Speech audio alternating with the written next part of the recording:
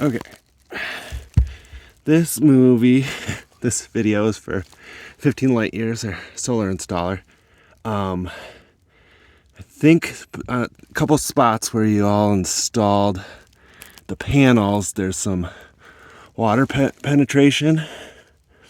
And I'm at the last AC junction here. So on 2 rafters, maybe even 3 here, I'm seeing some moisture collecting here at some weak spots, and then it's dripping onto our ceiling.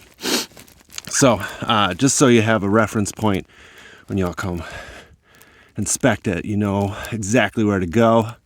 Hopefully that's helpful.